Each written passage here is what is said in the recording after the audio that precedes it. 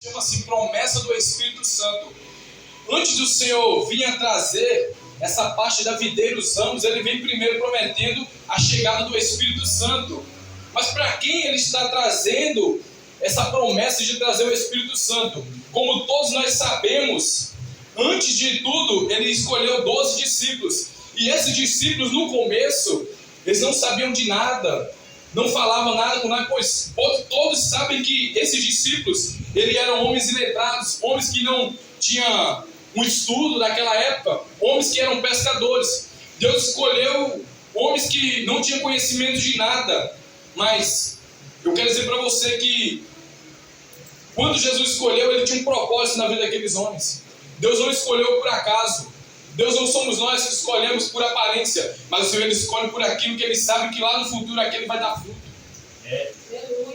Quero dizer para você que no decorrente do tempo, Jesus veio ensinando a esses 12 discípulos durante um percurso de 3 anos. E esse discípulo vai aprendendo oralmente, aprendendo e praticando. Porém, faltava algo na vida deles. E esse algo se chamava Espírito Santo. Pois sem o Espírito Santo, eles não poderiam fazer aquilo que depois da morte do seu mestre, eles vieram a fazer. Aleluia. Então, na epígrafe, a promessa do Espírito Santo, no capítulo 14, do versículo 16 em diante, até o versículo 31, ele vem falando sobre a promessa do Espírito Santo. Ele vem nos prometendo e dizendo para nós que ele iria para o Pai, mas antes dele ir, ele enviaria o Consolador. E esse Consolador, como todos nós sabemos, é o Espírito Santo de Deus.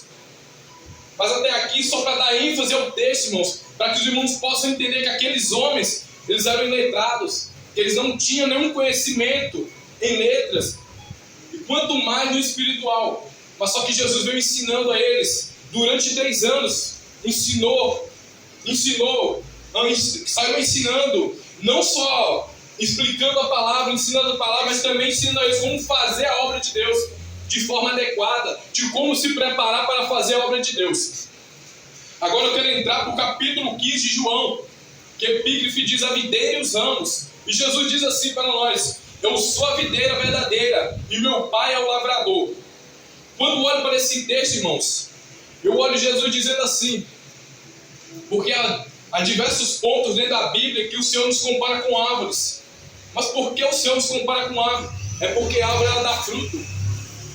E ele se compara, ele diz assim, que o próprio Deus Pai, ele é o lavrador, ele é a videira e nós somos os ramos. Então automaticamente e logo o Senhor vem nos dizer que sem o Pai, Jesus não é nada. E nós sem Jesus, nós também não somos nada. Nós somos totalmente dependentes dele. Assim é também a palavra do Senhor, ele vem nos dizendo que se não fosse o Pai, ele não estaria.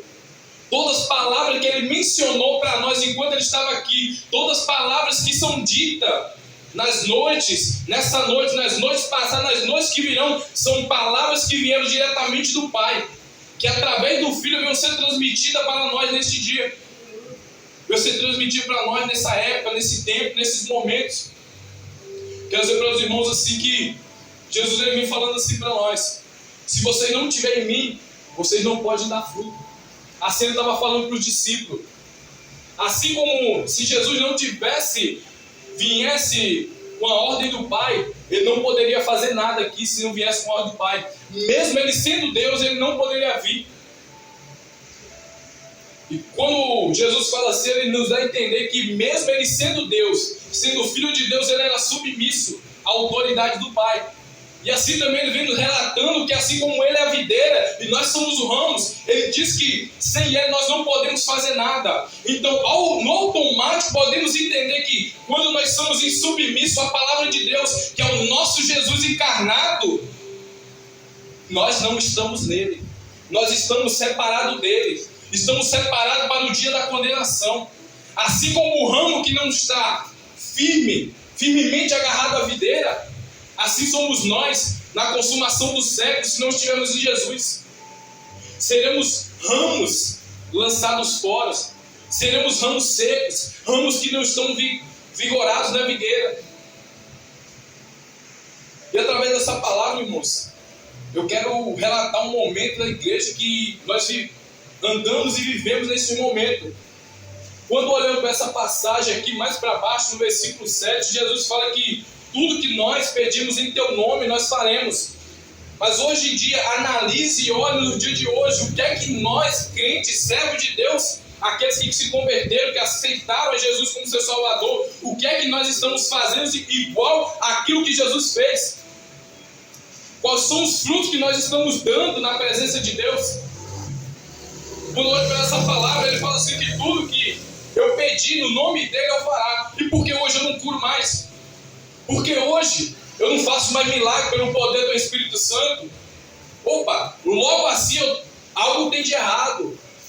Então se está acontecendo isso comigo, eu não consigo mais. Hoje em dia nós vemos que a gente mal as pessoas pregam o Evangelho de Deus. Quanto mais fazer milagre. Quando olho para essa passagem me entristece, sabe por quê? Qual é a diferença de os discípulos para nós? Se as mesmas palavras, o mesmo Deus, o mesmo Jesus que ensinou para ele, está me ensinando, está te ensinando. E porque hoje eu não opero mais milagres, prodígios e maravilhas? Qual é a diferença daqueles homens para mim? Eles são melhor do que eu? Não. Não existe melhor para Deus. Aquele que é maior ou menor no reino dos céus. E porque hoje eu não faço mais milagre, eu não faço mais prodígio. Se Jesus falou que ele fez grandes obras, e eu faria obras maiores do que ele, porque hoje eu não faço. Por que será? Será que eu estou ligado mesmo na videira? Ou será que eu estou só de aparência? Ou será que eu estou vivendo uma vida de galho seco? Porque logo a palavra me ensina que se eu estiver na videira, eu darei fruto. E esse fruto, além do fruto do Espírito Santo, através do poder do Espírito Santo eu posso curar. Eu posso até ser mordido por uma serpente e o veneno dela não me fará dano algum, porque o poder do Espírito Santo está em mim. Mas eu quero dizer que essa geração de crente, essa levada de crente que vem atualmente, é uma levada de crente fraco. Porque se no passado os discípulos faziam curas e maravilhas, porque nós hoje não fazemos, o que é que acontece? Paulo falou para os Coríntios que ele não veio com palavras persuasivas, mas ele veio com o poder de Deus. Ele veio fazendo milagres e prodígios através do poder do Espírito Santo. E porque hoje nós não conseguimos mais fazer isso, eu quero dizer nessa noite, eu quero que os irmãos analisem por que será que nós não fazemos mais aquilo. Se nós dizemos que temos o Espírito Santo, cadê os milagres que não estão acontecendo mais? Cadê os prodígios e maravilhas? Cadê as obras? Cadê as atitudes do Espírito Santo na nossa vida? Será que é a palavra que está mentindo para nós ou será que é nós que não está cumprindo a palavra? Nesta noite, o que eu entendo do texto é isso. O que dá a me interpretar e dá entristecimento. Sabe o que faz acontecer isso? Que os crentes hoje não conseguem mais fazer um milagre direto pelo Espírito Santo porque não tem intimidade com Ele. Não tem como você ser usado pelo Espírito Santo se a sua intimidade não estiver com Ele. Se Ele não estiver andando com você, você não faz nada. Você não pode nada. Para que você venha operar milagres, prodígios e maravilhas, é necessário que você tenha comunhão com o Espírito Santo. E essa geração de hoje, ela está muito fraca. Ela não tem mais intimidade com o Criador. Por muitos e longos tempos achamos que por estar na igreja nós somos salvos, mas nos enganamos. Cadê os frutos? Que ramo é esse que não dá fruto? O ramo que não dá fruto é aquele que está desligado da videira. Olhe agora para a sua vida, analise cada ponto da sua vida. Porque o discípulo fazia tal coisa e hoje eu não faço? Por que será se aqueles homens também duvidaram assim como eu duvido? Será que é a minha incredulidade? Ou será a minha falta de comunhão com Deus que me atrapalha e me deixa afastado da presença de Deus, logo deixando que o Espírito Santo não trabalhe na minha vida? Raramente, irmão, nós vemos hoje milagres. Nós vemos pessoas sendo curadas dentro da igreja, com imposição de mãos. Sabe por quê? É uma levada de crente mentiroso. É uma levada de crente que tem medo de pôr as mãos sobre os enfermos. Tem medo de usar a autoridade que Jesus te deu. É uns crentes que só quer ficar sentado dentro da igreja. Quando está em casa não busca. É triste dizer, irmãos, mas só que essa é a realidade. Nos dias de hoje, Nós não cumprimos mais aquilo que a palavra de Deus nos ensina a cumprir, a fazer prodígios, maravilhas. O momento seria, irmãos, mas não acabou não. Tem muitas e muitas igrejas que hoje, no dia de hoje, ainda faz prodígios e maravilhas. Mas só que para acontecer isso é necessário ter intimidade com o Espírito Santo. Lembre que quando Jesus foi, ele deixou o Consolador. Quando ele fala Consolador, ele quer dizer igual. Ele enviaria alguém igual a ele. Então, logo que o Espírito Santo é igual a ele nas atitudes, nos atos, e por que nós não fazemos as prodígios e maravilhas se ele habita em nós? Logo nós entendemos que o problema não está na palavra, o problema está em nós. O problema, como muitos dizem, querem dizer que a palavra está mentindo, que Jesus mentiu. Os blasfemos, os hipócritas, os iníquos que estão se levantando nos dias de hoje para pregar mentira, dizer que Jesus, quando ele falou essas palavras, não foi verdadeira, só serviu para aquela época, é mentira. Essas palavras que Jesus trouxe aqui, essas palavras são antemporais. As palavras de Deus, ela valeu para aquele tempo e vale para o tempo de hoje. Então, quando dizer para você que você não consegue, é mentira de Satanás. Assim como foi pregado no culto passado, Satanás também prega a palavra, mas ele pega distorcendo a palavra. Igreja que está em Cristo, igreja que está raiz, aleluia, ela ainda faz prodígio de maravilha, mas é necessário separação, é necessário conduta, é necessário intimidade com o Espírito Santo. Então não acredite em toda mentira que é pregada aí fora, porque a verdade está dita aqui na sua frente. Você tem a verdade, você tem a palavra na sua casa. A palavra é verdadeira e ela não muda, ela continua a mesma, de eternidade a eternidade. Então o que está dentro tem que se cumprir. Tem que se cumprir, mas depende da nossa determinação. Aleluia. Depende da nossa atitude. Aleluia. Quando estamos a orar ao Senhor, estamos a orar muito, é pregar, dizer que é porque não é da vontade do Senhor. Essa mensagem aqui, ela nos diz ao contrário. Nós oramos e nada acontece. Por que será? Aí muitos dizem, porque não é no tempo do Senhor. Tá, Deus tem um tempo dele. Mas só que então, se eu fizer isso, eu estou pondo discreto as palavras de Jesus, que diz assim, se vós estiveres em mim, e as minhas palavras estiverem em vós, pedireis tudo, e o que quiserdes vos será feito. Então, logo assim, Jesus está dizendo, tudo que você pedir em oração, tudo que você pedir a mim, eu vou cumprir na sua vida. Se você falar para o paralítico, anda, ele vai andar. Mas isso não depende só da palavra, depende da sua atitude, depende da minha atitude na presença de Deus. Está faltando atitude dentro das igrejas. Estão se deixando levar demais por palavras que vêm fora. Nós temos que se deixar levar pela palavra de Deus. Se alguém pregar um evangelho fora daquilo que está dentro da palavra, esse é anatema, esse é mentiroso, esse é maldito, é digno do fogo do inferno.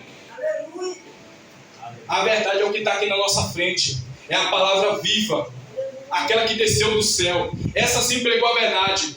Não são professores eloquentes, teólogos que pregam a verdade, mas quem prega a verdade é Jesus. Até hoje a verdade não mudou, a verdade é uma só, e ela se cumpre quando nós põe à disposição de Deus para cumprir aquilo que Ele nos mandou.